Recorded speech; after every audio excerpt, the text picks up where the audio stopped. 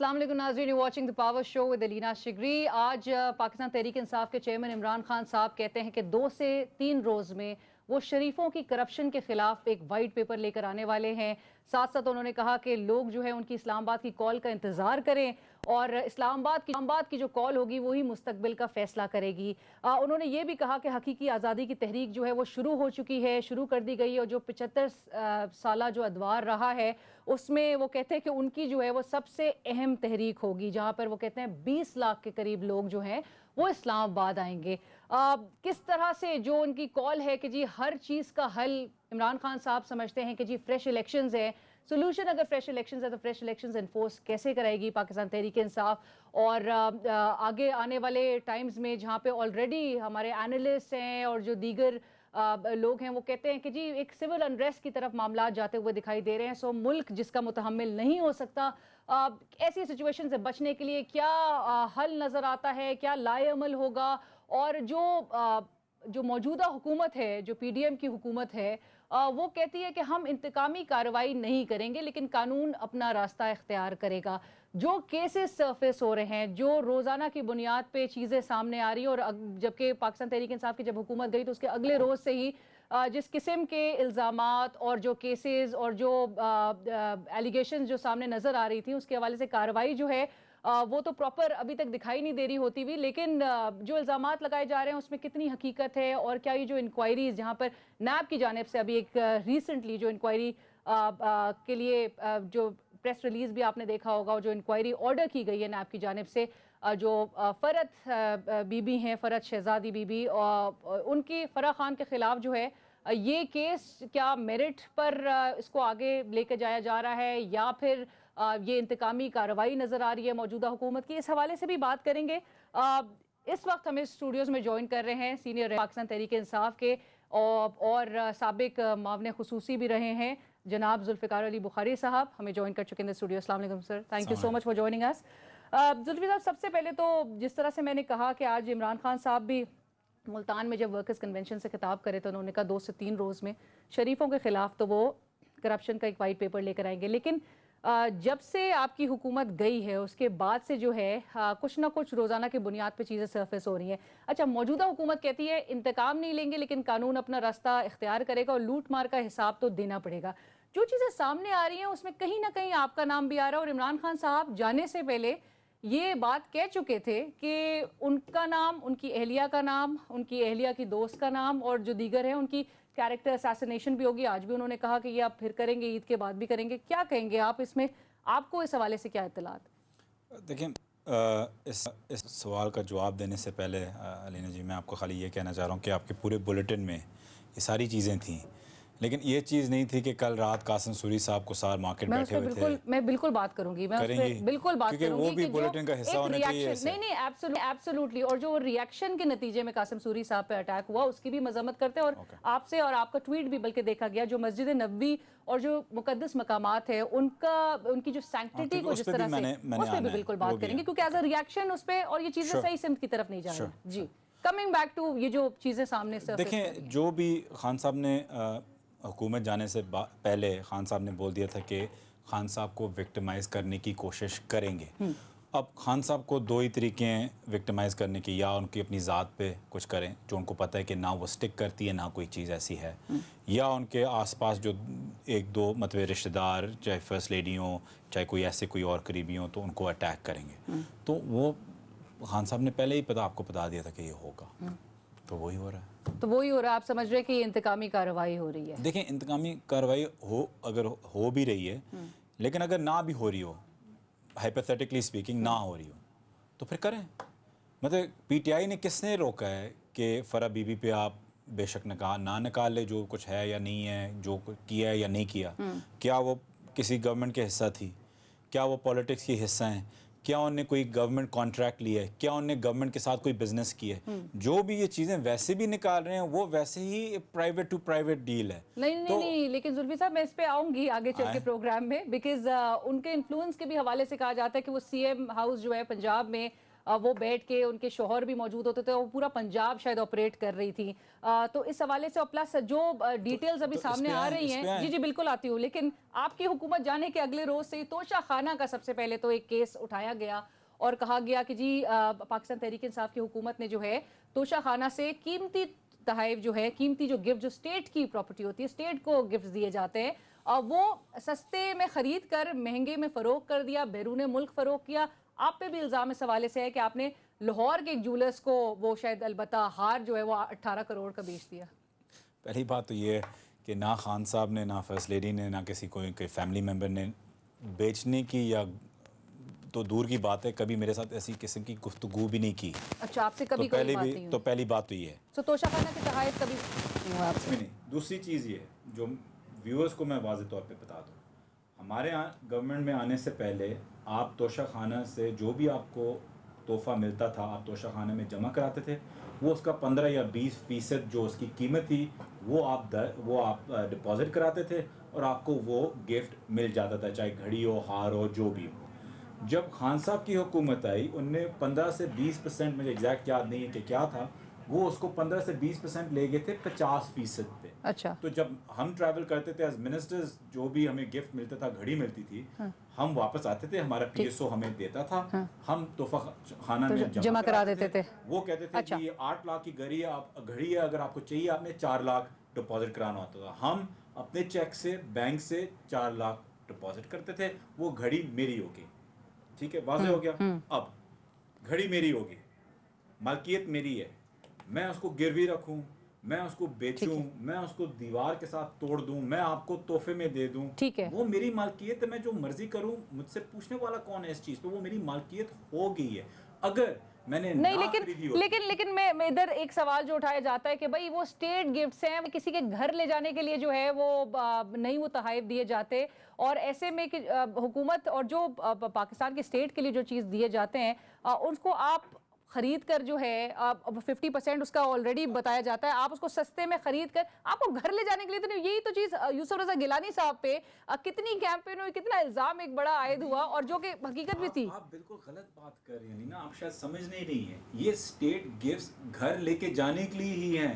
جب آپ اس کی قیمت پوری دے دیں, جب توشہ خانہ کا رول ہے, توشہ خانہ میں کوئی وہ اینٹیک یا میوزیم نہیں ہے, وہ آتا ہے کہ اگر آپ خرید سکتے ہیں اس کو, جو بھی پرسنٹیج جو بھی گورنمنٹ کرے, چاہے وہ 10% کریں یا 100% کرے, وہ گورنمنٹ کی مرضی ہے, صحیح یا غلط, اس پہ میں کامنٹ نہیں کرتا. پر بتایا نہیں گیا, اگر لی بھی گئی. فواد چودھری صاحب کے اب سٹیٹمنٹ سامنے آ رہے ہیں کہ جی ہاں کوئی بڑی بات نہیں ہو گئی اگر خرید لیا گیا, اگر لے گئے, خریدنا, وہ کہتے ہیں گھڑی بیچ دی. بالکل مسلیڈ کر رہی ہیں. خریدنا آپ کا حق ہے.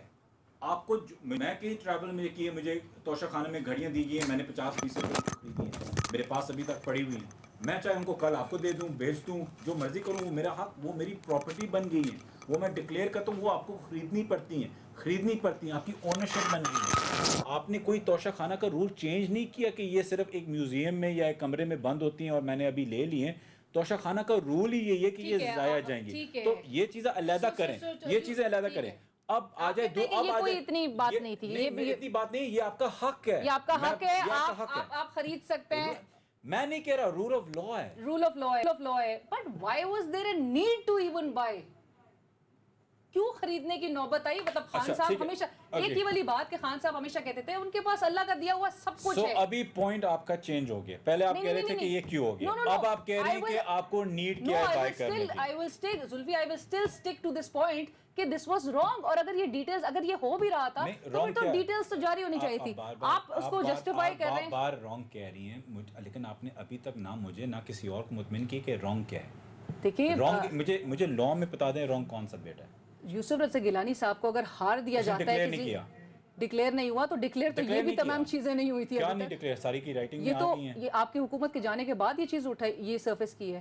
نہیں جی, ہر چیز جو آپ خریدتے ہیں توشہ خانے میں لکھی ہوئی ہوتی ہے. جو یوسف رضا گیلانی پہ جو الزام ہوا تھا کہ وہ ان کو ہار ملا ہے, لیٹس سے فار ایگزامپل کسی ملک میں ملا ہے, انہیں ہار دیکھا ہے, ان کو پسند آ گیا, انہیں رکھ لیے, نہ توشہ خانوں کو دیا ہے, نہ اس کی ویلیویشن کرا, نہ اس ویلیویشن کی جو بھی پرسنٹیج دینی تھی اس وقت, نہ وہ گورنمنٹ میں درج کرائی ہے. تو جب وہ چیزیں نہیں کی تو اس کو چوری کہتے ہیں. جب آپ دیتے ہیں توشہ خانوں کو اور وہ آپ کو اس کی ویلیویشن دیتی ہے اور اس کو کہتی ہے آپ کو اتنے پیسے جمع کرانے ہوتے ہیں. اس کو کہنا ہوتا ہے خریدنا. ٹھیک ہے, آپ خریدتے ہیں, آپ کو ریسیٹ ملتی ہے, آپ لیتے ہیں, وہ آپ کی ملکیت بن ٹھیک جاتی ہو ہے. گئی. I hope it clear. دونوں الگ الگ چیزیں ہیں. بالکل ٹھیک ہے, بٹ آپ کہتے ہیں you go by the rule of law where you say کہ ٹھیک ہے پاکستان تحریک انصاف نے یہ کیا ہے, خریدے ہے. آپ پہ الزام تھا کہ لاہور میں جولر سے you have nothing to do with that. Lahore کے جولرز کو 18 کروڑ کا, نہیں ہوئی اور میں لاہور کے کسی جولر کو نہیں, اور آپ کو کچھ نہیں اور پتا. اگر مجھے بیچنا بھی ہوتا میرے پاس اتنے وسائل But ہیں you کہ do میں have an جہاز پہ idea بیٹھ کہ کے یہ, کہیں اور باہر بیچ آتا. but as special assistant because you were the closest to Imran Khan as well, آپ کو اس بارے میں علم ہے کہ یہ توشہ خانہ کے گفٹس جو ہیں وہ خرید کر بیچے گئے؟ نہیں, مجھے اس کا کوئی علم نہیں ہے. تو آپ ابھی کیا بیچے گئے, یہ مجھے نہیں پتا کہ کیا خریدا گیا ہے. میں آپ کو پروسیجر بتا رہا ہوں کہ جو بھی خریدا گیا ہے قانون کے مطابق خریدا گیا ہے.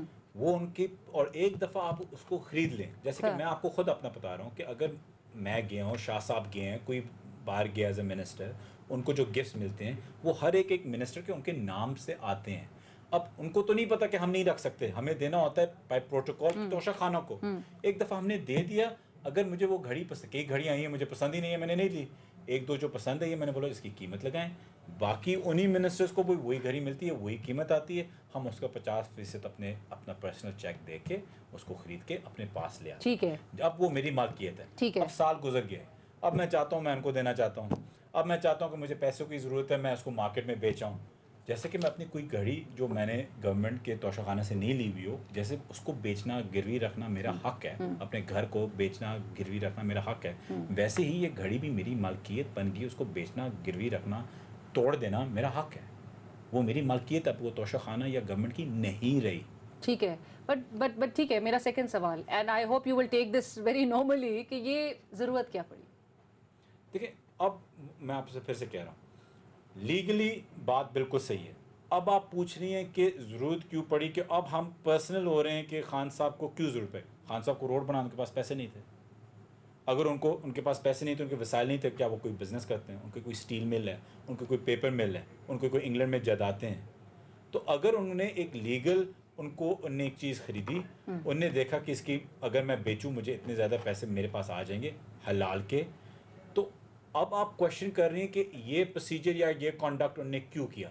نہ غیر قانونی ہے, نہ اس میں کوئی غلط ہے. اب آپ ایک پرسنل سوال پوچھ رہی ہیں, لیکن میں کون ہوتا ہوں آپ سے پوچھنے والا کہ but then he is also accepted نا کہ ایسا ہوا, اور پھر بنی گالا کی وہ سڑک جو ہے وہ بنانے کے لیے استعمال ہوا. بیکاز غیر قانونی نہیں ہے, تو میں اس لیے کہہ رہا ہوں کہ آپ ایٹ لیسٹ یہ تو کہہ دیں کہ غیر قانونی نہیں تھا, مجھے پسند نہیں آیا, تو میں پوچھ رہی ہوں کہ مجھے یہ پسند. نہیں, مجھے بالکل نہیں, یہ تو عوام کا سوال بھی ہے, اور جو یہ موجودہ حکومت کی جانب سے ریز کیا, یہ تو پبلک واز اناویئر, پبلک کو تو پتہ ہی نہیں تھا کہ یہ, اگر پبلک کو یہ چیز نہیں پسند آئی کہ ان نے کیوں کیا, غیر قانونی نہیں ہے, غیر قانونی نہیں ہے, پھر سے میں کہہ رہا ہوں, اگر ان کو ایک خان صاحب کی ایک چیز پسند نہیں آئی تو نکلے روڈ پہ کہ یہ چیز نہیں تھی. ٹھیک ہے, وہ تو پبلک کو یہ نہیں ہے کہ ناپسند ہے, یہ آپ کا سوال ہے, تو یہ آپ کا پرسنل میٹر ہے. میرا پرسنل نہیں ہے یہ.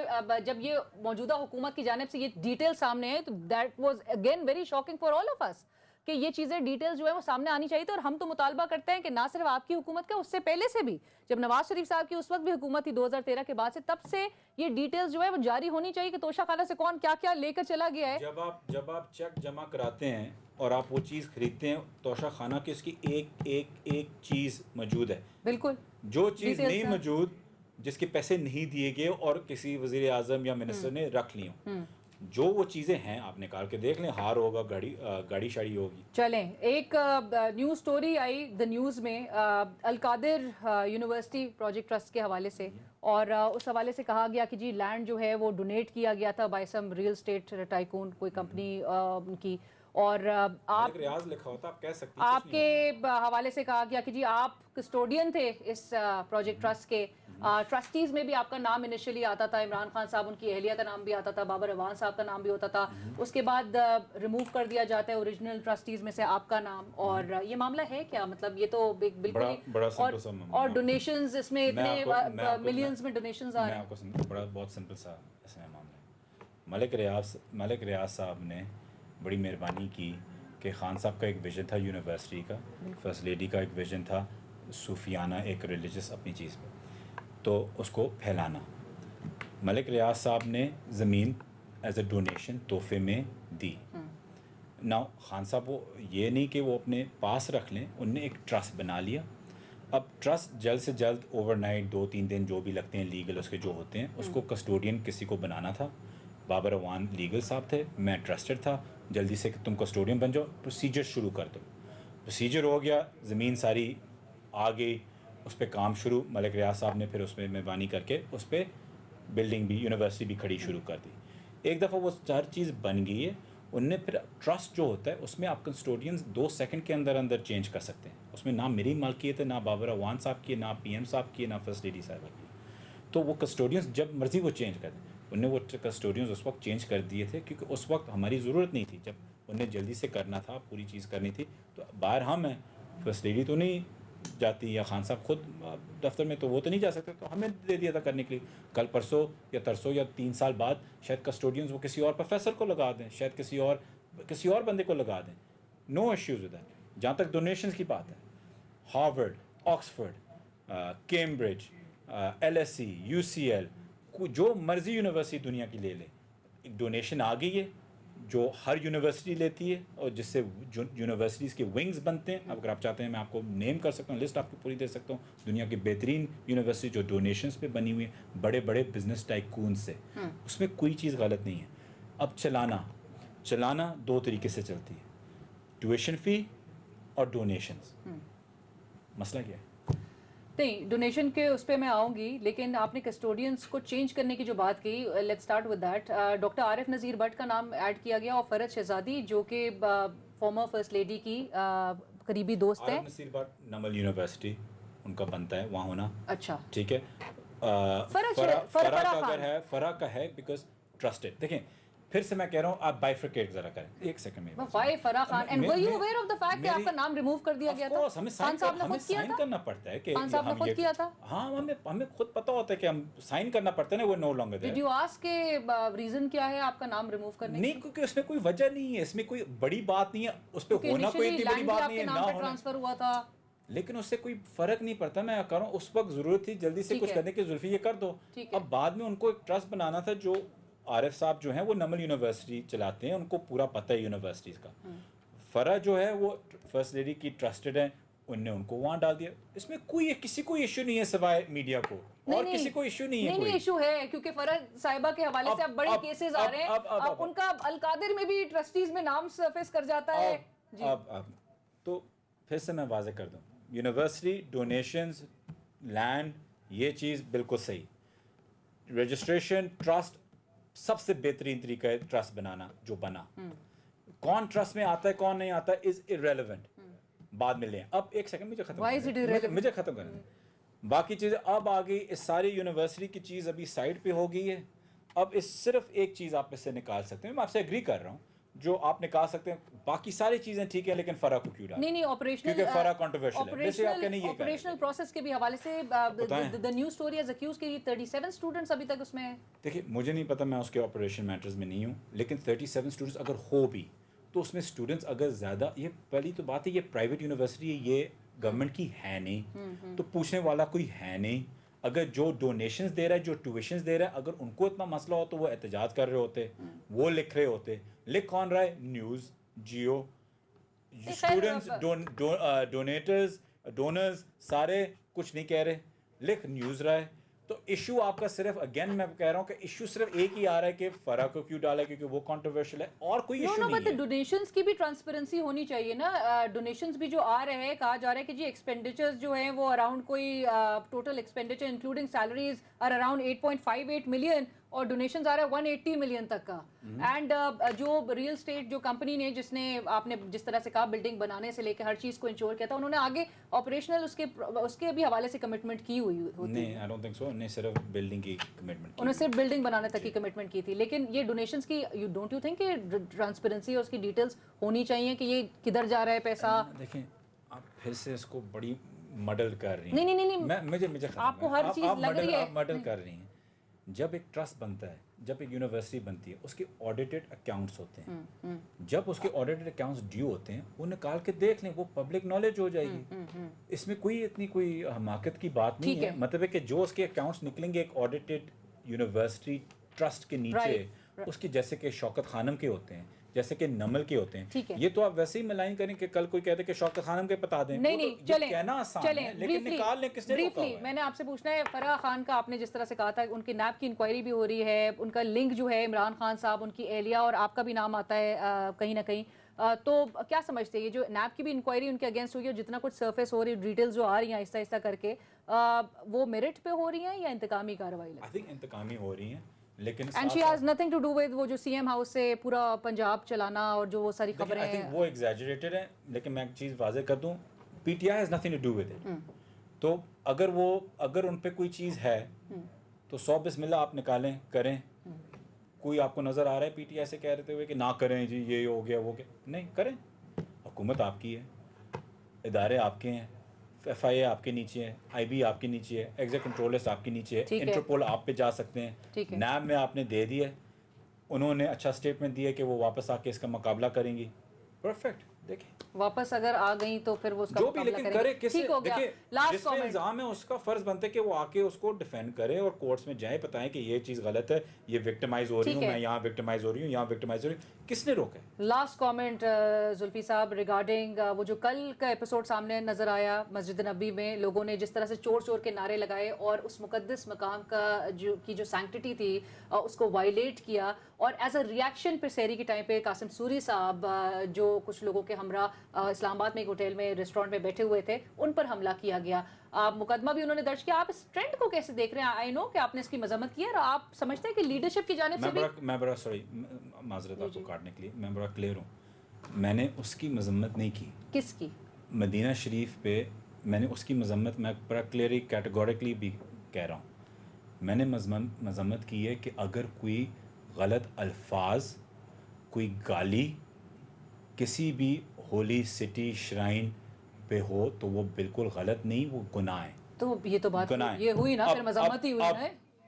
چور گالی ہے نہیں, یہ الفاظ استعمال کرنا آپ کسی جگہ کا احترام کرنا لازمی نہیں ہے. میں اس وقت کھڑا ہوا تھا کہ جو بھی ہوا ہے, ان کی ذلت ہوئی ہے, لوگ ان کو ایکسیپٹ نہیں کرتے, لوگ ان سے نفرت کرتے ہیں, یہ انڈرسٹینڈ کریں.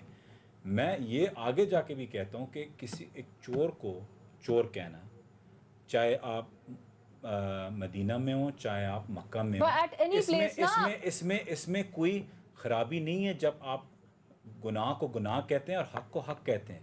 اس میں کوئی گناہ نہیں ہے, نہ اس میں کوئی غلطی ہے. لیکن جب آپ بدتمیزی پہ اور شخصیت پہ آ کے کوئی گالی دے دیں, جو صرف مکہ یا مدینہ بھی گناہ نہیں ہے, دنیا میں آپ کسی جگہ پہ بھی بیٹھنے کے لیے اخلاق کی طور پہ صحیح نہیں ہے, لیکن کسی کو چور کہنا یہ سیاست صرف نہیں ہے.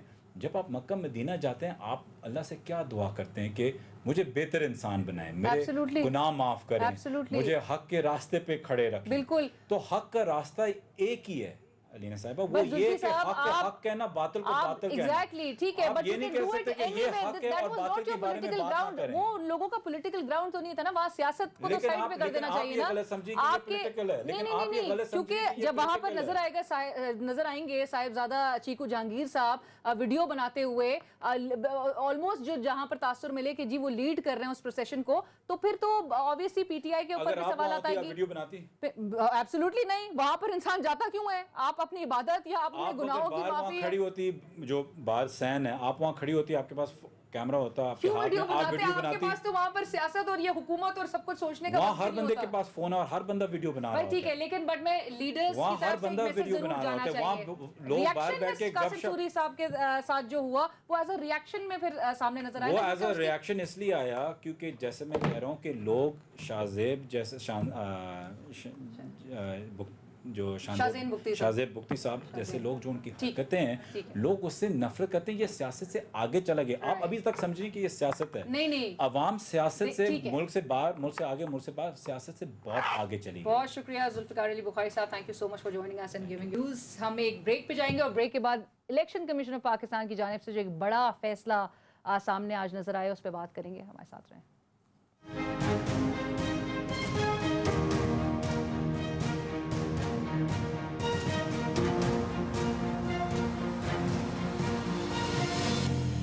ناظرین welcome back after the break کے بعد بات کریں گے الیکشن کمیشن آف پاکستان کی جانب سے آج یوسف رضا گیلانی صاحب کی نااہلی سے متعلق جو پاکستان تحریک انصاف کی جانب سے درخواستیں دی गई थी उसको खारिज कर दिया गया। और जो ये फैसला सामने आया है उसमें यूसुफ रज़ा गिलानी साहब का बताया गया कि उस केस से जो है वो कोई लिंक ना मिलने पर उनके खिलाफ जो है ये दरख्वास्तें और केस जो है वो क्लोज़ हो गया, दरख्वास्तें खारिज हो गई।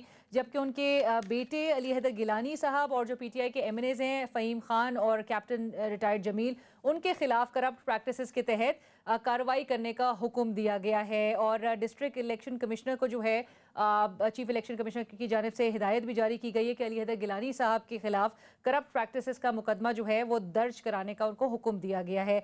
सो करप्ट प्रैक्टिस की सज़ा जो है बताई जाती है 3 साल कैद, 1 लाख रुपए जुर्माना या दोनों।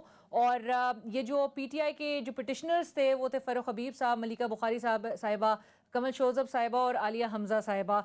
सो पीटीआई का मौक़िफ़ इस हवाले से ये है कि जी यूसुफ रज़ा गिलानी साहब चूँकि अल्टीमेट इसके बेनिफिशरी थे तो लिहाजा उनको डिस्क्वालीफाई करना बनता था, ये पीटीआई का मौक़िफ़ है। और उन्होंने आज बड़ा सोशल मीडिया पे भी जो है अपने गम और गुस्से का इजहार किया इस हवाले से।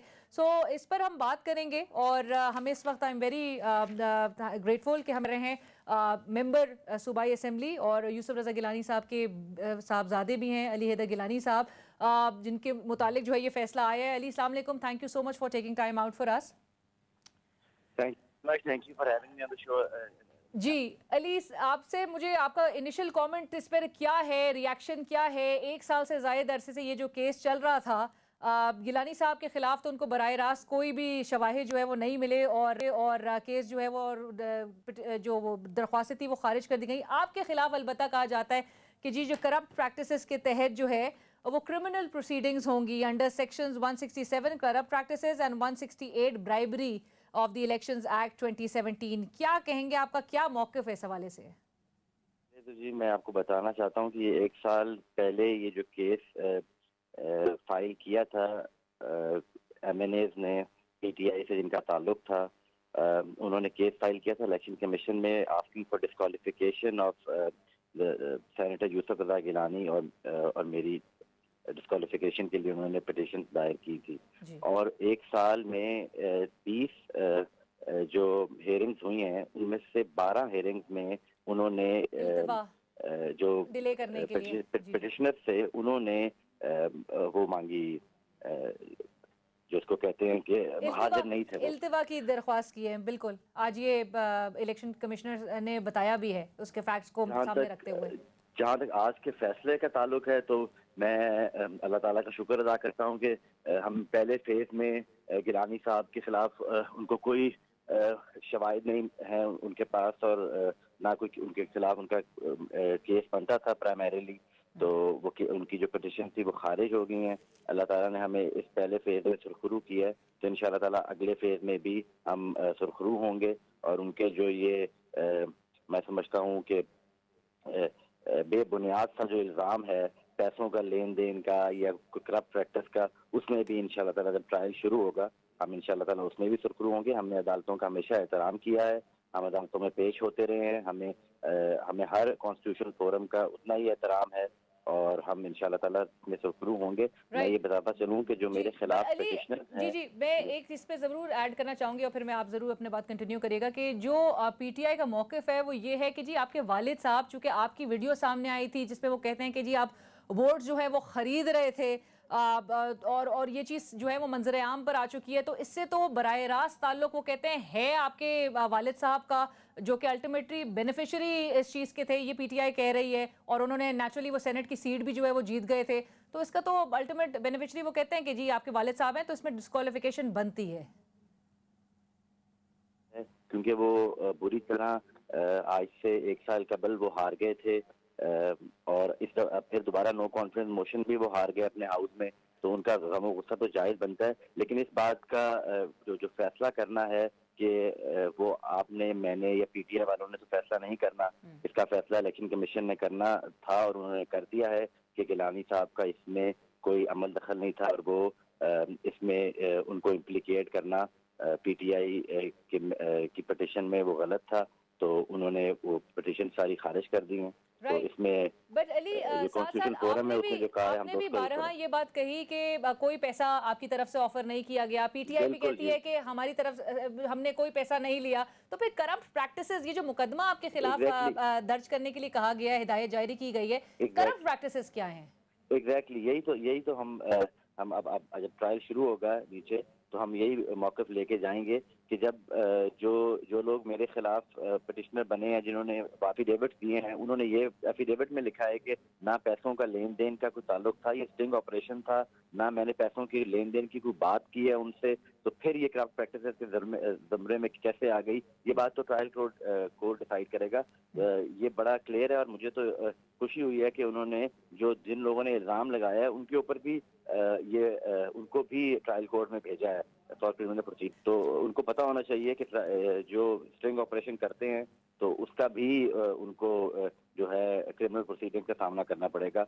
इंशाअल्लाह ताला हम दूसरे फेज में भी सुरखरू होंगे। सो दूसरे फेज में आप यानी कि चैलेंज इस डिसीजन को आपके खिलाफ जो आया है, ये जो केस बनाने के हवाले से, इसको चैलेंज करने का आप इरादा रखते हैं? बिल्कुल नहीं, बिल्कुल अभी हमारी जो लीगल टीम है वो बैठी हुई है, अभी मैं उनके साथ मीटिंग करने ही जा रहा हूँ। हम ये डिसाइड करना है हमने कि हम इसको कैसे चैलेंज करेंगे और जो हमारे पास लीगल रेमेडी अवेलेबल होगी हम इंशाल्लाह वो देंगे। Right, thank you so much Ali Haider Gilani साहब, बहुत शुक्रिया हमसे बात करने के लिए। जो इलेक्शन कमीशन ऑफ पाकिस्तान की जानिब से ये जो फैसला आया है कि यूसुफ रज़ा गिलानी साहब के हवाले से, वो कहते हैं कोई बराह रास्त उनके हवाले से कोई शवाहिद नहीं मिले, तो उनकी नाअहली से मुतालिक जो केस था इसको बंद कर दिया गया है, दरख्वास्तों को खारिज कर दिया गया है। पीटीआई का नेचुरली एक रिएक्शन, उनका एक रद्द अमल सामने आना था। 1 साल से ये केस जो है वो चल रहा था और आज जो चीफ इलेक्शन कमिश्नर हैं उनकी जानिब से भी केस से मुतालिक उन्होंने कहा कि सामने जो हकाइक रखना चाहते हैं, और वो हकाइक जो है, जो अभी हम इस बात भी कर रहे थे, अली हैदर गिलानी साहब ने भी मेंशन किया कि 20 समातें इस केस की हुई हैं। आज चीफ इलेक्शन कमिश्नर ने भी जो है ये फैक्ट सामने रखा, जिसमें तकरीबन दरख्वास्त गुजारों की जानिब से 12 बार जो है इल्तिवा की दरख्वास्तें दायर की गई हैं, 12 टाइम्स। सो 5 अप्रैल को फैसला महफूज हुआ और मुख्तलिफ फोरम्स पे चीफ इलेक्शन कमीशन ने कहा कि मुख्तलिफ फोरम्स पे कहा गया कि 1 साल से फैसला महफूज है। तो वो कहते हैं कि जी इनके लिए जो है शायद 1 माह 1 साल का अरसा है, क्योंकि 5 अप्रैल को बताया जाता है कि फ़ैसला महफूज किया गया था। बहरहाल ये अब स्ट्रेटजाइज कर रहे हैं और किस तरह से इसको फ़ैसले को चैलेंज करेंगे, क्योंकि करप्शन केसेस के हवाले से, करप्ट प्रैक्टिसेस के हवाले से अंडर सेक्शन जो बताया जा रहा है 167 करप्ट प्रैक्टिसेस एंड 168 जो ब्राइबरी है ऑफ इलेक्शंस एक्ट 2017, इसके तहत जो है कार्रवाई का अहकाम जारी किया गया है, हुक्म दिया गया है डिप्टी इलेक्शन कमिश्नर को, और उसको चैलेंज करने के लिए अली हैदर गिलानी साहब कहते हैं कि उस पर मशावरत कर रहे हैं और इरादा भी रखते हैं। प्रोग्राम की टीम और अलीना शिगरी को कल तक के लिए इजाज़त दीजिए। अल्लाह हाफ़िज़।